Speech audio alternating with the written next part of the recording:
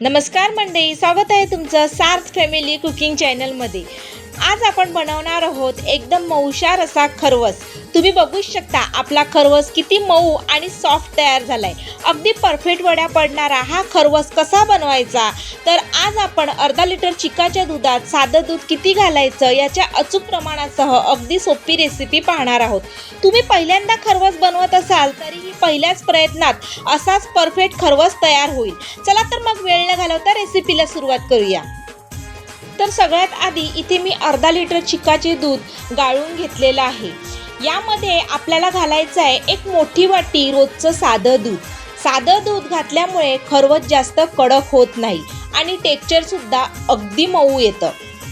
आता हे आपल्याला व्यवस्थित मिक्स करून घ्यायचं आहे।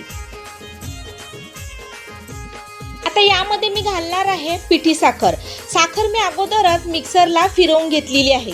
मिक्सरला साखर फिरवून घेतल्यामुळे ती दुधात अगदी पटकन विरघळते आणि आपला वेळही वाचतो। साखरेचं प्रमाण तुम्ही तुमच्या आवडीनुसार कमी जास्त करू शकता। ही साखर दुधात व्यवस्थित मिसळून घेऊया। साखर पूर्णपणे वितळल्यानंतरच आपण यामध्ये घालणार आहोत ताजी वेलची पूड आणि जायफळ पूड।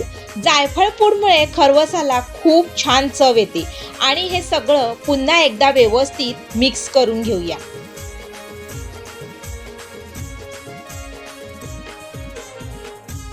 दुसरीकडे मी गॅसवर एक मोठं पातेल्यात पाणी गरम करायला ठेवलं होतं आणि त्यात एक जाळी ठेवलेली आहे।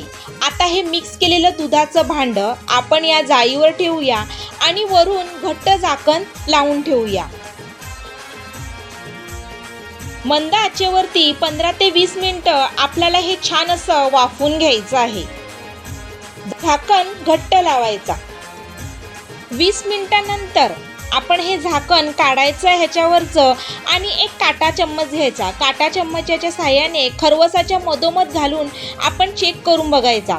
बघा, चमच्याला मिश्रण अजिबात चिकटलेलं नाही, याचाच अर्थ आपला खरवस आतापर्यंत अगदी परफेक्ट शिजून तयार झालेला आहे। खरवस पूर्ण थंड झाल्यावरती मी एका प्लेटमध्ये काढून घेतलंय आणि बघा, सुरीने कापतानाच समजतोय की किती मऊ झालंय। अगदी परफेक्ट वड्या तयार झाल्यात। आपल्या आवडीनुसार ह्याच्या वड्या छोट्या मोठ्या पाडून घ्यायच्या। तुम्हाला ही साधी आणि सोपी खरवसची आजची रेसिपी कशी वाटली हे मला कमेंट करून नक्की सांगा। व्हिडिओ आवडला असेल तर एक लाईक नक्की करा। तुमच्या परिवारासोबत शेअर करायला विसरूच नका आणि अशा छान छान रेसिपीज पाहण्यासाठी आपल्या चॅनलला सबस्क्राईब करायला अजिबात विसरू नका। भेटू पुन्हा एका अशाच नवीन रेसिपीसह। तोपर्यंत धन्यवाद।